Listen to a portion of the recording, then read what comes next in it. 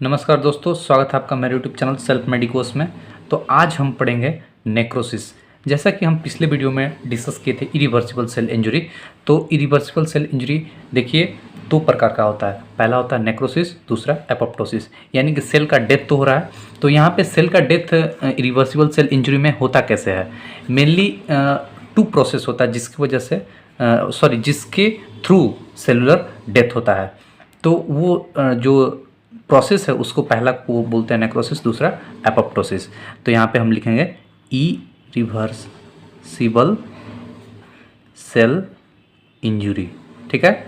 Irreversible cell injury या फिर यहाँ पे हम लिख सकते हैं डेथ, ठीक है। यानी कि मेनली यहाँ क्या हो रहा है? डेथ हो रहा है, ठीक है। तो अब शुरू करते हैं। तो इसको हम टू पार्ट्स में डिवाइड करते हैं। पहला है दोस्तों नेक्रोसिस और दूसरा है एपोप्टोसिस, ठीक है। तो ये नेक्रोसिस है और ये एपोप्टोसिस है, ठीक। तो आज के वीडियो में हम नेक्रोसिस को डिस्कस करेंगे, नेक्स्ट वीडियो में एपोप्टोसिस के बारे में बात करते हैं। तो चलिए सबसे पहले हम आपको बताते दोस्तों कि नेक्रोसिस जो होता है यहाँ पे ये मर्डर होता है। सेल का जो होता है यहाँ पे सेल का या फिर ग्रुप ऑफ सेल मेनली बोलेंगे यहाँ पे हम। ग्रुप ऑफ सेल का क्या होता है यहाँ पे? मर्डर होता है। मान लीजिए कि मतलब ऐसा मर्डर जैसा होता है ना कि कोई आगे यहाँ पे सेल का मर्डर करता है। और दूसरा होता है ये सुसाइड होता है। सेल का क्या होता है? सुसाइड होता है। जो सुसाइड होगा वो जिसको हम बोल सकते हैं program cell death, program cell death. यानी कि ये सेल को मारने के पहले इसको प्लानिंग किया जाता है। जैसे कैसे होता है डेथ? जब होता है कोई सुसाइड करता है, ठीक है, कोई मरता है सुसाइड करके, तो क्या करता है? पहले प्लानिंग करता है ना। तो वही बात है, ये सुसाइड है जिसको हम बोलते हैं प्रोग्राम सेल डेथ। तो कभी भी कोई सुसाइड करेगा तो ग्रुप में सुसाइड नहीं करता है। कैसे सुसाइड करेगा? सिंगल। तो यहाँ पे मेनली जो होता है एपोप्टोसिस वन सेल का होता है, या फिर मतलब सिंगल सेल का यहाँ पे एपोप्टोसिस होता है। और नेक्रोसिस जो होता है दोस्तों यहाँ पे ग्रुप ऑफ सेल्स का होता है। तो चलिए शुरू करते हैं नेक्रोसिस को। नेक्रोसिस, ठीक है। अब सेल मरने वाला है, ठीक है। तो सबसे पहले नेक्रोसिस का हम लोग कॉज देख लेते हैं। तो इसका जो मेन कॉज है दोस्तों, मेन कॉज, ठीक है, मेन कॉज जिसको बोलेंगे, क्यों यहाँ पे नेक्रोसिस हो रहा है। तो ये हम लोग शुरू से स्टार्टिंग से सेलुलर इंजरी में यही पढ़ते आ रहे हैं कि मेनली हाइपॉक्सिया जिसको जो कि इस्चीमिया से डेवलप होता है। तो सबसे पहले हम यहाँ पे मेन कॉज में लिखेंगे हाइपॉक्सिया। पहले लिखेंगे हाइपॉक्सिया जो कि किसके वजह से? ड्यू टू इस्चीमिया, यानी कि यहाँ पे ब्लड सप्लाई कम हुआ जिसकी वजह से हाइपॉक्सिया डेवलप हो गया, ठीक है। दूसरा यहाँ पे लिख सकते हैं कोई फिजिकल एजेंट हो सकता है। फिजिकल एजेंट मतलब कोई ट्रॉमा हो सकता है, ठीक है। तीसरी बात करें तो यहाँ पे कोई केमिकल एजेंट हो सकता है, या फिर चौथा बात करें तो कोई माइक्रोबियल एजेंट हो सकता है, यानी कि सेल पर कोई अटैक हो गया कोई दूसरे पैथोजन की वजह से, या फिर कोई फॉरेन बॉडी आया हमारे सेल में तो उस पर अटैक हो गया, तो हम उसको उसमें रखेंगे माइक्रोबियल एजेंट में। और कोई केमिकल की वजह से हमारा सेल का डेथ हो रहा है तो उसको रखेंगे केमिकल एजेंट है वहाँ पे। फिजिकल यानी कोई ट्रॉमा हो गया, इलेक्ट्रिक शॉक लग गया या कहीं एक्सीडेंट हो गया, कोई इंजरी हो गया, तो उसको रखेंगे हम फिजिकल एजेंट में। और हाइपॉक्सिया ड्यू टू इस्चीमिया। और यदि वहाँ ब्लड सप्लाई कम हो गया और तो ब्लड सप्लाई कम होगा तो वहाँ पे ऑक्सीजन का सप्लाई पूरी तरह से नहीं मिल पाएगा, तो वो हाइपॉक्सिया डेवलप होगा। तो मेनली याद रखिएगा दोस्तों, जो नेक्रोसिस होता है वो कभी भी मेनली किसकी वजह से होता है? हाइपॉक्सिया की वजह से होता है। मेनली होता है हाइपॉक्सिया, ठीक है, इस पे स्टार लगा लीजिए। दूसरा physical agent, chemical agent, microbial agent भी है, पर मेनली हाइपॉक्सिया जो होता है नेक्रोसिस जो होता है हाइपॉक्सिया की वजह से होता है, ठीक है। दूसरी बात करते हैं हाइपॉक्सिया में कि हाइपॉक्सिया का जब हम कैसे इसको डिफाइन करेंगे। तो मेनली जो नेक्रोसिस को कैसे डिफाइन करेंगे? तो नेक्रोसिस में हम आपको पहले बता दिए हैं कि यहाँ पे ग्रुप ऑफ सेल का जो डेथ होता है, मर्डर होता है या डेथ होता है बोलिए, तो यहाँ पे बोल सकते हैं हम लोग death of group of cell followed by inflammatory reaction. यानी कि जैसे ही डेथ होता है तो वहाँ पे इन्फ्लामेटरी रिएक्शन भी स्टार्ट हो जाता है। मान लीजिए कि किसी पार्ट में यहाँ पे नेक्रोसिस हुआ है, ठीक है, ये टिश्यू है, यहाँ पे नेक्रोसिस हुआ, तो ये जैसे ही यहाँ पे नेक्रोसिस हुआ तो ये क्या है? ये ग्रुप ऑफ सेल है, ठीक है, ग्रुप ऑफ सेल। यहाँ पे जैसे ही इसमें क्या हुआ?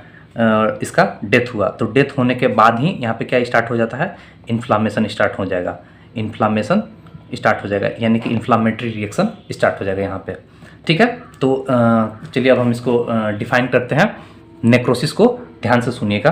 तो यहाँ पर लिख सकते हैं death of group of cell followed by inflammatory reaction, यानी कि सबसे पहले यहाँ पे ग्रुप ऑफ सेल का डेथ होता है, उसके बाद वहाँ पे इन्फ्लामेशन होता है। तो देखिए इन्फ्लामेशन का मेन जो 4 सिंबल है आप उसको याद रखिएगा।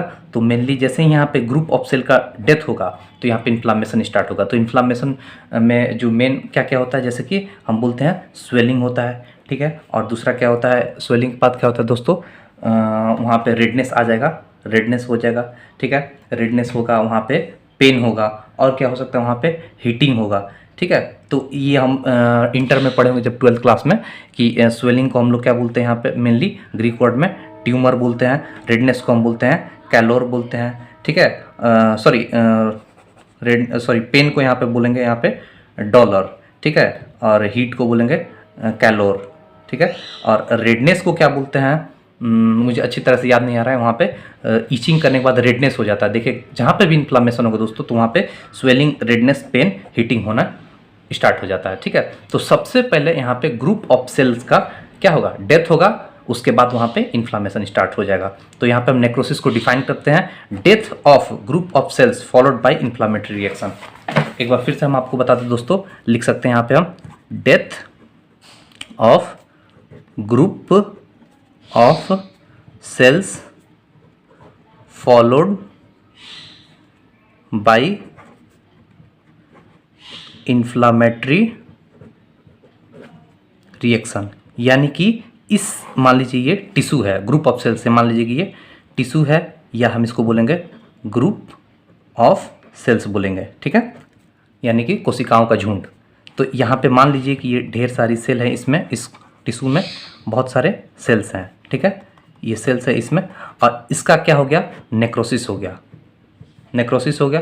तो जब इसका नेक्रोसिस होगा तो नेक्रोसिस के बाद ये तो हम टाइप पढ़ेंगे तो पता चलेगा कि इसमें कौन सा टाइप का नेक्रोसिस है। तो मान लीजिए ये सारे सेल्स जो है डेथ हो गए, तो यहाँ पे क्या होगा, इन्फ्लामेटरी रिएक्शन स्टार्ट हो जाएगा, inflammatory reaction has been started, यानी कि सबसे पहले वहाँ पे क्या होगा, नेक्रोसिस होगा, वहाँ पे डेथ होगा सेल का, उसके बाद वहाँ पे इन्फ्लामेशन स्टार्ट होगा। इस प्रोसेस को बोलते हैं नेक्रोसिस। चलिए आगे बात करते हैं, हम आपको बताने की कोशिश करेंगे कि नेक्रोसिस को मेनली 5 टाइप्स में डिवाइड किया गया है। जो सबसे पहला और सबसे कॉमन नेक्रोसिस है वो है दोस्तों कोगुलेटिव नेक्रोसिस, कोगुलेटिव नेक्रोसिस, ठीक है, कोगुलेटिव नेक्रोसिस। देखिए नाम जैसे जैसा है वैसा वैसा टाइप है, आप समझ सकते हैं, इजीली समझ सकते हैं। देखिए कोगुलेशन का मतलब क्या होता है, सॉलिड, ठीक है, सॉलिड होगा, कैसा होगा, सॉलिड होगा। मान लीजिए ये कोई ग्रुप ऑफ सेल्स है, ठीक है, ये ग्रुप ऑफ सेल्स है और इसमें हो गया नेक्रोसिस, ठीक है, इसमें हो गया नेक्रोसिस, ठीक है। कैसा नेक्रोसिस, 1 2 3 4 5 6 7 8, यहाँ पे 8 सेल है, ठीक है, 8 सेल्स है ग्रुप ऑफ सेल्स, और इसमें हो गया नेक्रोसिस। कैसा नेक्रोसिस, कोगुलेटिव वाला हो रहा है।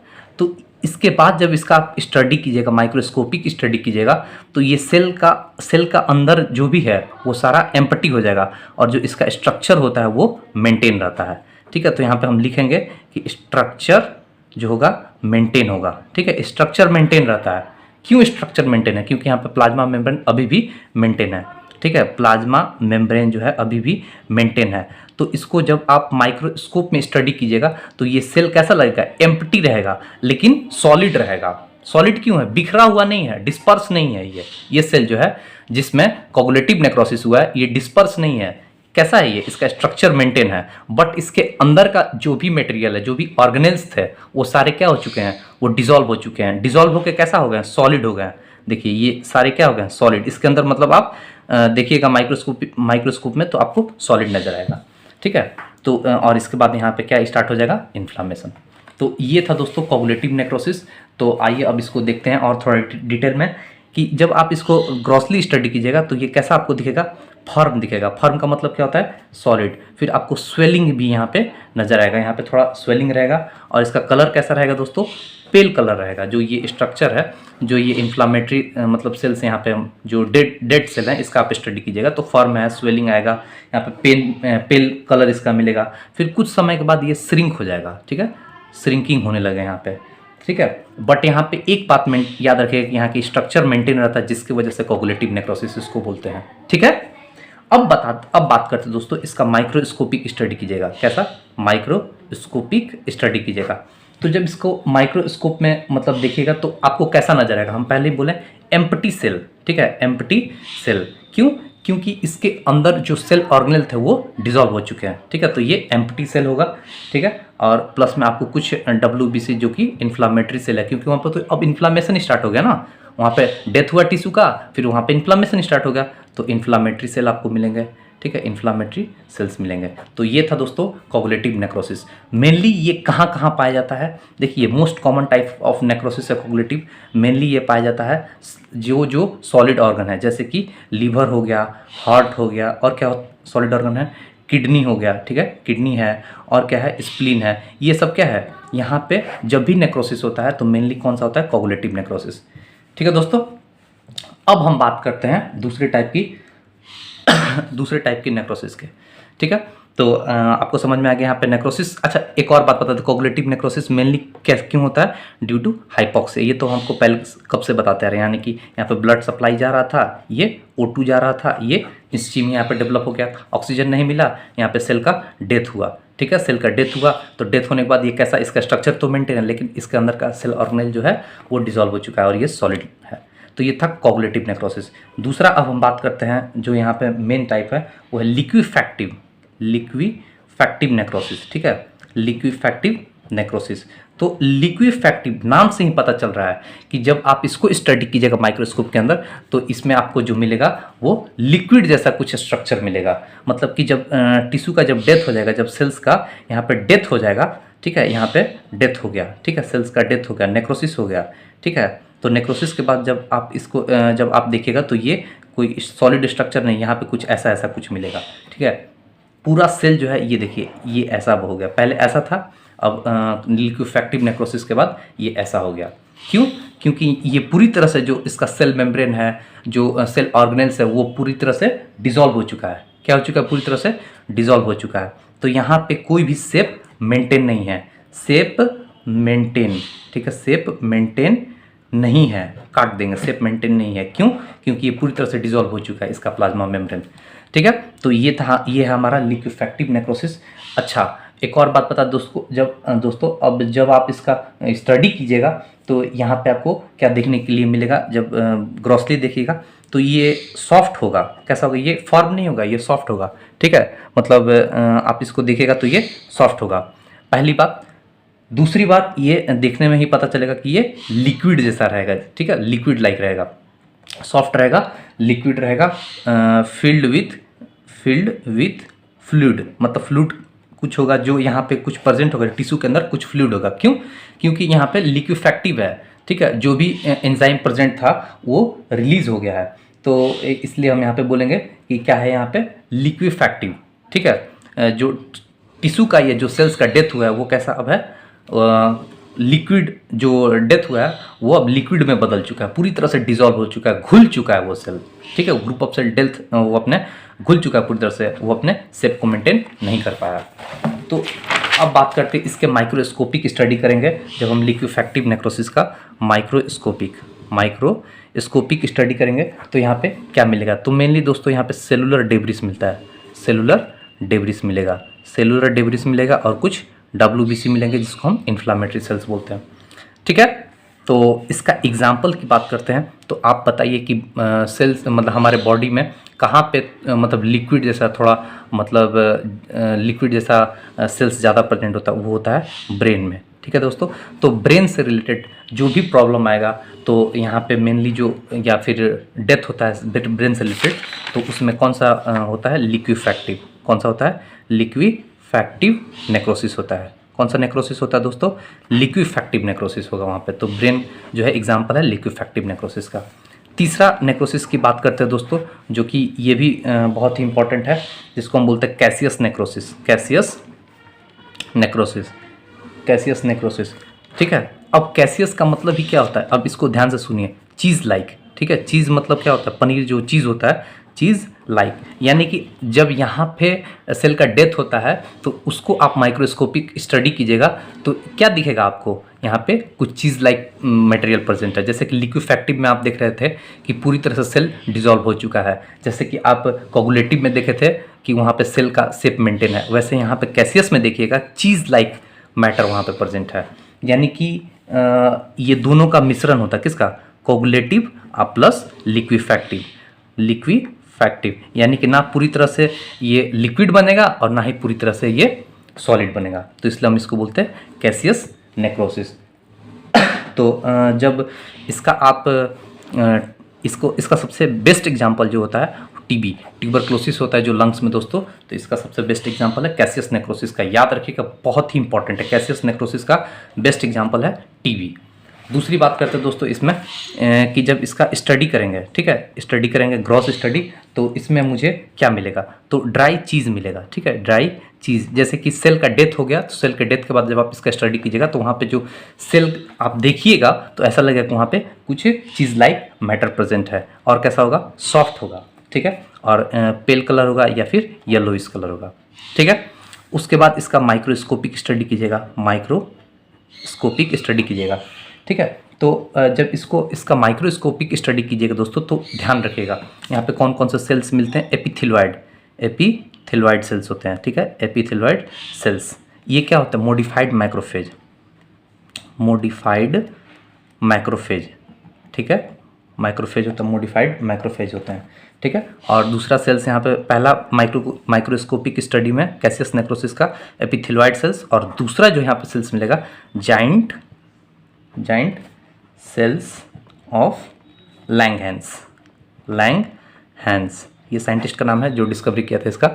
तो आपको फिर से हम कैसियस नेक्रोसिस बता दें दोस्तों कि ये जो यहाँ पे सेल का डेथ होता है, ठीक है, तो उसको आप स्टडी कीजिएगा तो आपको माइक्रोस्कोप में चीज़ लाइक अपीयरेंस, चीज़ लाइक मैटर आपको दिखेगा सेल के अंदर, और इसका बेस्ट एग्जांपल टीबी है, ठीक है। ट्यूबरक्लोसिस हो जाता है उसका हम सेक्शन करके जब माइक्रोस्कोप पर रख के देखते हैं तो मुझे क्या मिलेगा, ड्राई चीज़ अपीयरेंस मिलेगा, सॉफ्ट होगा, पेल होगा, और कुछ सेल्स मिलेंगे जिसको जैसे में कि एपिथेलॉइड सेल्स है, जाइंट सेल्स ऑफ लैंगहैंस है।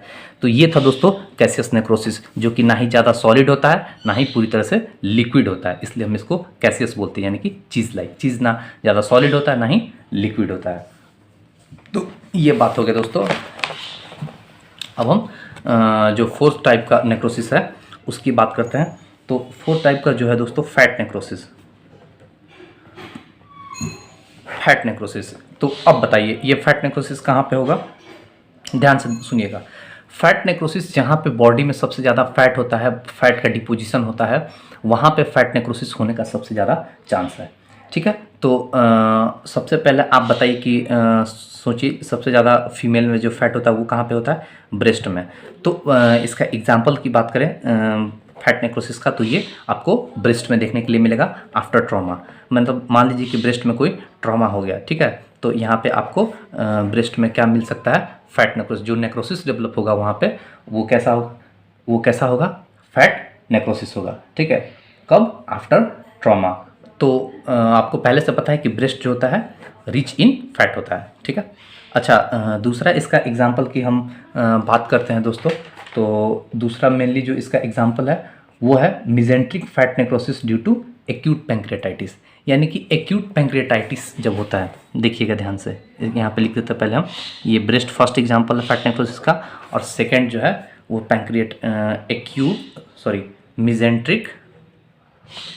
Mesenteric fat necrosis due to acute pancreatitis, ठीक है। तो आप अब इसको समझने की कोशिश कीजिएगा। देखिए जो पैंक्रियाज होता है, ठीक है, तो ये मान लीजिए ये है पैंक्रियाज, ये रिलीज़ करता है हाइड्रोलाइटिक एंजाइम, मतलब कि जो लाइपेज हो गया मेनली, जो कि फैट को डिसॉल्व करता है, ठीक है, ये लाइपेज रिलीज़ किया, ठीक है, जो कि लिपिड या फिर फैट को डिसॉल्व किया। और इसके डिसॉल्व, जब फैट डिसॉल्व होगा या फिर फैट का डाइजेशन होता है तो क्या बनता है, fatty acid plus glycerol plus fatty acid. ध्यान से सुनिए, जब ये है पैंक्रियाज, ठीक है, क्या है, पैंक्रियाज रिलीज किया लाइपेज एंजाइम, नॉर्मली रिलीज करता है, और ये डाइजेस्ट किया फैट को, फैट ब्रेक डाउन होकर डाइजेस्ट होकर क्या बना, fatty acid plus glycerol.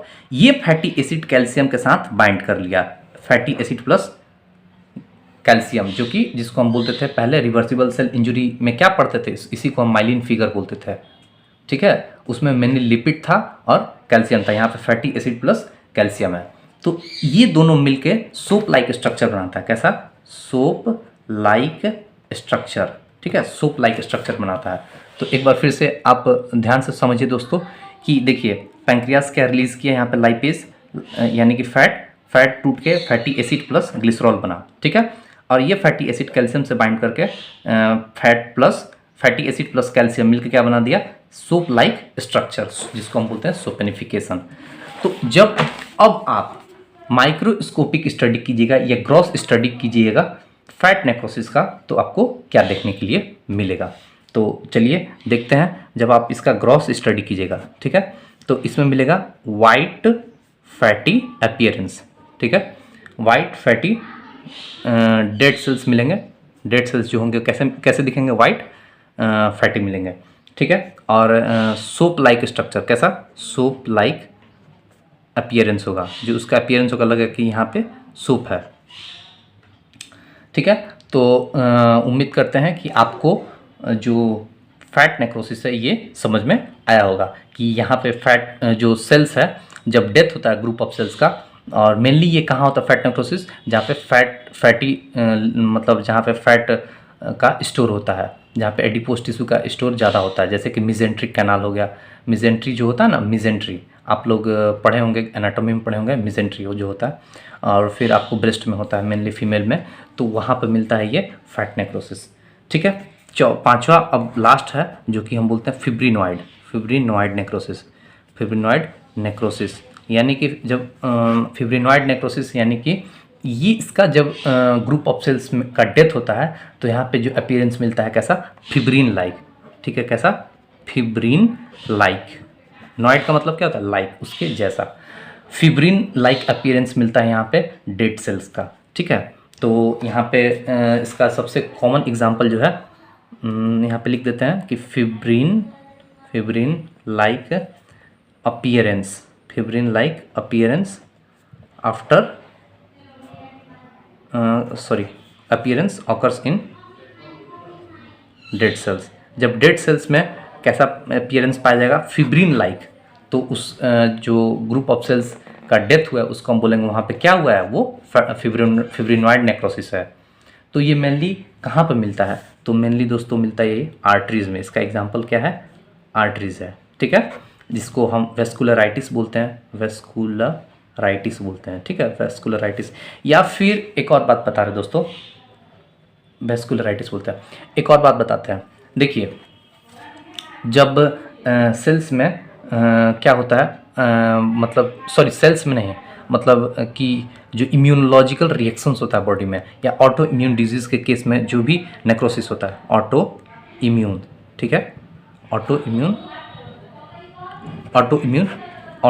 Disease जब होता है बॉडी में, तो उसमें जो नेक्रोसिस होता है तो मेनली क्या होता है, फिब्रिनॉइड नेक्रोसिस, ठीक है।